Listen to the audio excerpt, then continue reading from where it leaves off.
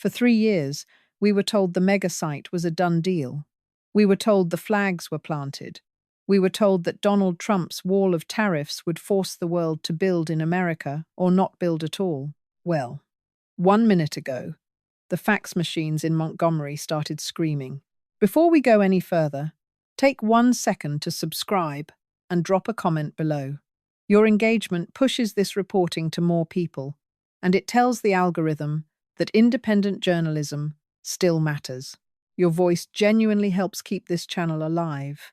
And the phone lines in Ottawa started ringing. Japan just pulled the trigger. Toyota isn't just pausing their $14 billion expansion in the American South. They are killing it.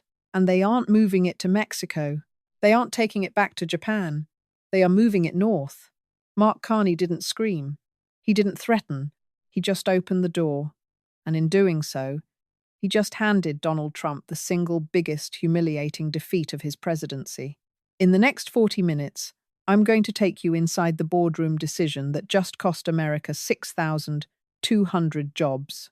I'm going to show you the shadow memo that convinced Tokyo that the United States is no longer a safe place to do business. And I'm going to show you why this isn't just about cars. It's about the end of an era. You are watching history shift, and it's happening right now. Let's be crystal clear about what just happened. Because the spin coming out of the White House right now is going to try to confuse you. They're going to call this fake news or a negotiating tactic. It is not. At 8 watts a.m.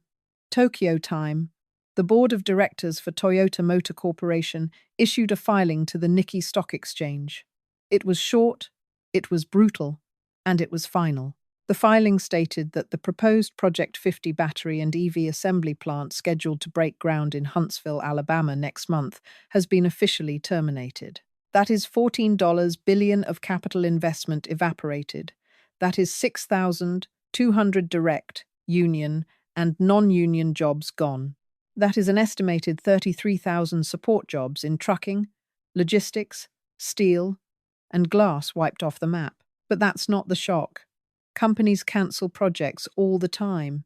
The shock is the second paragraph of that filing. Quote, Toyota has entered into a definitive agreement with the Government of Canada and the Province of Ontario to relocate the facility to the Auto Corridor in Windsor, Essex. Do you understand the magnitude of that? This isn't a company choosing cheap labor. Canadian labor is expensive. This isn't a company choosing a bigger market. The US market is 10 times the size of Canada's. This is a company choosing sanity. This is Japan, one of America's oldest and most loyal allies, looking at the chaos in Washington, looking at the erratic threats coming from Donald Trump's Twitter feed at 3 a.m., and saying, we can't build a future there. And then looking north at Mark Carney, a man who speaks the language of central bankers, who understands risk, who doesn't govern by impulse, and saying, we trust him. This is the moment the Trump discount became real. For months, we've heard rumors. We've heard that Carney was working the phones. We heard that his team was in Davos, quietly meeting with industrial giants, not making headlines, just making promises. Promises of stability, promises of rule of law. Trump was on stage threatening 300% tariffs on anyone who didn't kiss the ring. Carney was in the back room offering a handshake and a spreadsheet. Today, the spreadsheet won. And the most terrifying part for the White House, Toyota isn't the only one packing its bags. This is the first domino. And if you have a 401k, or a job in manufacturing, or a small business that relies on supply chains, you need to pay attention to what I'm about to show you, because the ground under your feet just moved. I want to stop talking about the feelings here and show you the facts, because the media is going to gloss over why this happened. They're going to say it's about tax credits. They're going to say it's about green energy incentives. Those are lies. I have 3 receipts that prove this was a political calculation. This was a vote of no confidence in Donald Trump. Receipt number 1, the risk premium report. 3 weeks ago, a leaked internal risk assessment from a major Japanese banking conglomerate, the bank that finances Toyota's massive projects, started circulating in Tokyo. We've seen parts of this document. It doesn't talk about profit margins, It talks about political volatility. The report explicitly flags the United States as a high-risk jurisdiction for long-term capital. Think about that. The United States, the bedrock of global capitalism, is now considered high risk. Why? Because of the tariff man. The report cites Trump's threat to tear up the USMCA trade deal. It cites his threat to seize foreign assets if companies don't comply with his political demands. It cites the fact that policy in Washington changes every time the president gets angry at a news segment. The bank told Toyota, "If you build in Alabama, your factory could be held hostage." They told them, "If you build in Canada, you have access to the US market through the trade deal, but you are physically safe from Trump's executive orders." That is the calculation. They are building in Canada to protect themselves from the President of the United States. Receipt number 2. The Huntsville Halt. Let's look at the ground level. Local reporters in Alabama have been noticing something strange for the last 10 days. The site prep work. It stopped. The heavy machinery that was supposed to be grading the land, it was loaded back onto trucks last Tuesday. When the local mayor called the White House for help, reports say he couldn't even get a meeting. The Trump administration was too busy fighting a Twitter war with the European Union to notice that their biggest economic win of the year was walking out the back door. We have footage from local news showing an empty field where the groundbreaking was supposed to happen. That empty field is the monument to America First. It's empty because capital is a coward. Money is scared of noise, and Trump is nothing but noise. Receipt number 3. The Carney calendar. While Trump was holding rallies, look at Mark Carney's schedule for the last month. January 12th.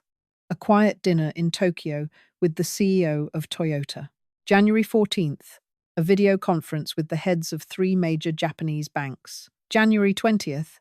The Canadian industry minister flies to Nagoya, Toyota's headquarters, not for a photo op, but for a technical briefing.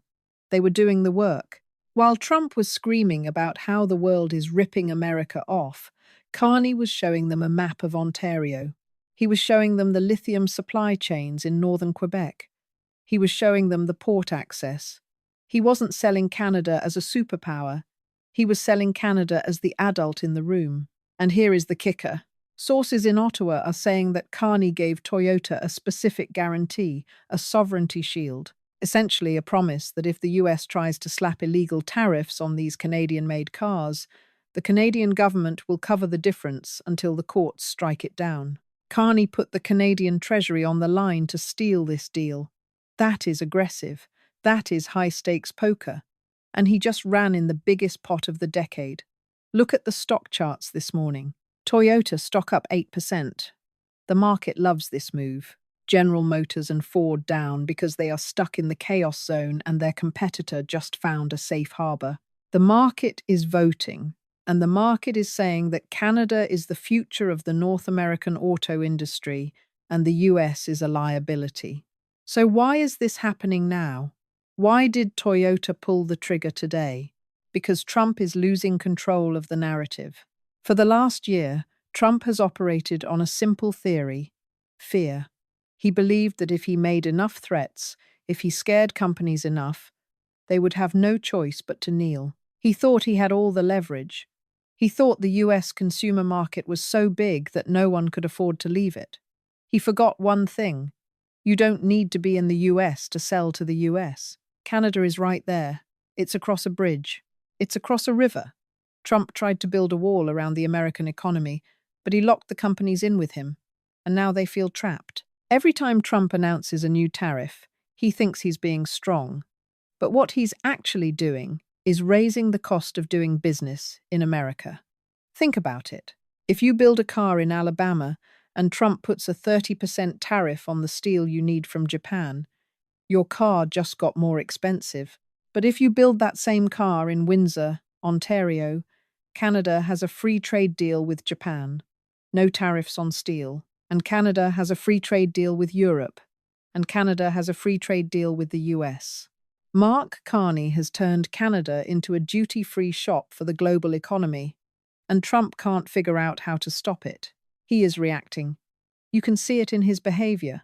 Reports from the West Wing this morning describe absolute fury. Aides are being fired. Phones are being thrown. He's threatening to ban Toyota from selling cars in America. But he can't. If he bans Toyota, he destroys the dealerships in Texas, in Florida, in Ohio. He destroys the mechanics. He raises the price of used cars for you, the voter, by 40% overnight. He is trapped. He can scream. He can tweet. But he cannot stop a private company from deciding that his leadership is too risky. This is the failure of the bully strategy. When you bully your allies, they don't just take it. They organize. They find alternatives. Japan and Canada just formed an alliance of convenience. They looked at each other and said, "We need to survive this guy." And Carney, he's playing a completely different game. Carney isn't trying to be the loudest voice in the room. He's trying to be the smartest. While Trump is obsessed with the stock market number for today, Carney is looking at where the supply chains will be in 10 years. Carney knows that the world is moving away from oil and toward electricity. He knows that the batteries need minerals. Canada has the minerals. He knows that manufacturers need clean energy. Quebec and Ontario have hydro and nuclear. He knows that CEOs need sleep. They need to know that the rules won't change tomorrow morning. Carney is selling boring. And right now, boring is worth billions. You have to understand, for a CEO of a global company, Trump is a nightmare. You can't plan. You can't budget. You don't know if he's going to wake up and declare your product illegal. Carney is the antidote to that nightmare. He stands at the podium, adjusts his glasses, and speaks in complete sentences. He talks about frameworks. He talks about predictability. It's not exciting TV, but it is exactly what money wants to hear. And that is why Trump is losing. He thinks this is a reality TV show.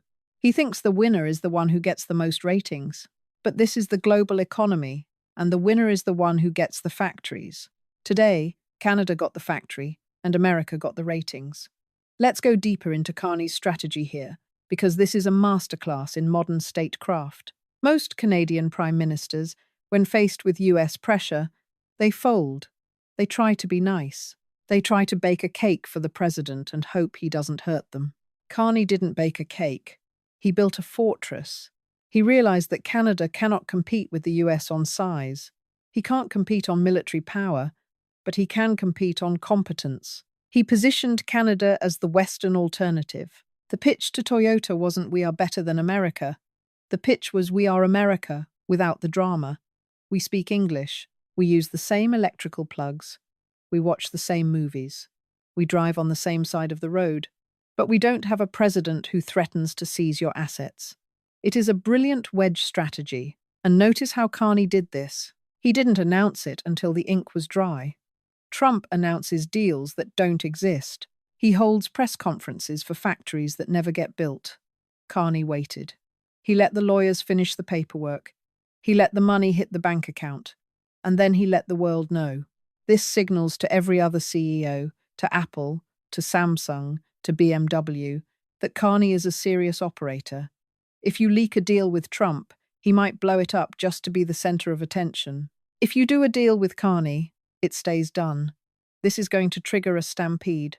I guarantee you right now, in boardrooms in Seoul, in Berlin, in London, executives are looking at this Toyota news. They are looking at their own expansion plans for the US, and they are asking, why take the risk? Why risk a Trump tantrum when we can just go to Ontario? Carney has created a safe zone in North America. He has essentially annexed the industrial capacity of the American Midwest and moved it across the border, and he did it without firing a shot. He did it with a handshake. This is what sovereignty looks like in the 21st century. It's not about having the biggest army. It's about having the most trusted banks. It's about having the most reliable government. Carney is betting that in a world of chaos, stability is the most valuable currency. And today, that bet paid out $14 billion. Now, I want to talk to you directly. I want to talk to the guy in Ohio, the family in Michigan, the worker in Alabama who just got the bad news. What does this mean for you? You might be thinking, well, it's just one factory. Who cares? You should care, because this is the leak in the dam. When the auto industry moves, everything moves. The glass manufacturers move to be near the assembly plant. The seat manufacturers move. The electronic suppliers move. The robotics technicians move. This creates a gravity well. As Windsor and Toronto and Montreal become the hubs for the next generation of manufacturing, the jobs in the US start to dry up. And here is the terrifying part for the American consumer prices. If these cars are built in Canada, and Trump decides to put a tariff on them out of spite, who pays that tariff? Toyota doesn't pay it. Mark Carney doesn't pay it. You pay it. If Trump slaps a 28% tariff on Canadian cars, the price of your next vehicle just went up $11,000. Carney knows this. He knows that Trump can't afford to hurt American voters that badly. He knows that inflation is the one thing that can destroy a presidency. So Carney is holding the American wallet hostage. He is effectively saying to Trump, "Go ahead, tax us, but you'll be taxing your own voters. You'll be driving up inflation in your own swing states." It is a leverage trap, and Trump walked right into it. This also signals the end of American exceptionalism in business. For 70 years, the rule was, if you want to be big, you have to be in America. Toyota just broke that rule. They proved you can be big, you can be global, and you can bypass the United States entirely. If this trend continues, the US stops being the center of the world. It becomes an island of high prices, angry politics and rusting factories, while the rest of the world, Canada, Europe, Asia, builds a network around it. That is the danger. That is the real threat to national security. Not immigrants, not China, but the loss of economic relevance. And the man responsible for that loss is sitting in the Oval Office tweeting about how he's winning. There is a photo circulating on social media right now that perfectly captures this moment. It was taken an hour ago in Huntsville, Alabama. It shows a chain-link fence around the site where the Toyota plant was supposed to be. There's a sign zip-tied to the fence. It's faded. It says, "Coming soon, 6,200 American jobs." And right next to that sign, a worker is taking down the American flag. He's folding it up. You can see the dust kicking up around his boots. The site is dead quiet. Meanwhile, 1,000 miles north in Windsor, Ontario, the lights are on at the convention center. Champagne is being poured. The Japanese delegation is bowing to the Canadian delegation. In Alabama, they are taking down the flag. In Canada, they are breaking ground. That isn't just a business deal. That is a transfer of power. So, where do we go from here? Because this fight is far from over. I see 3 scenarios playing out in the next 48 hours. Scenario A, the Trump tantrum. This is the most likely. Trump wakes up, sees the coverage on Fox News, and goes nuclear. He announces immediate 120% tariffs on all Canadian imports. He closes the border crossings. He tries to strangle the Canadian economy to force Toyota back. If he does this, the stock market crashes. The US auto industry halts within 3 days because they need Canadian parts. It's economic suicide, but he might do it. Scenario B, the quiet beg. Trump realizes he messed up. He sends his commerce secretary to Tokyo to beg. They offer Toyota even more money. They offer tax breaks that don't exist. They try to bribe them back, but it's too late. The contracts are signed. And the Japanese culture values honor, breaking a signed deal with Carney to go back to the man who threatened them. It won't happen. Scenario C, the floodgates open. This is the Carney victory lap. In the next few weeks, we hear about another company. Maybe Honda, maybe Siemens, maybe a massive pharmaceutical company. They follow Toyota's lead. They realize Canada is open for business, and the US is closed for repairs. If this happens, the flow of capital turns into a rushing river, and the US enters a manufacturing recession, while Canada enters a boom. My money is on the tantrum. Trump cannot handle humiliation, and he has never been humiliated like this. He is going to lash out. He is going to try to hurt Canada. But Carney is ready. Carney has the war chest. Carney has the allies. This isn't just a trade dispute anymore. This is a battle for the soul of the North American continent. Is it going to be ruled by the chaos of one man or by the stability of the law? Toyota cast their vote. Now we wait to see how the king responds. This is a wake-up call. America. You were told that America first meant you would win. You were told that the world needed you more than you needed them. Today, Japan and Canada proved that wrong. They proved that they can build the future without you.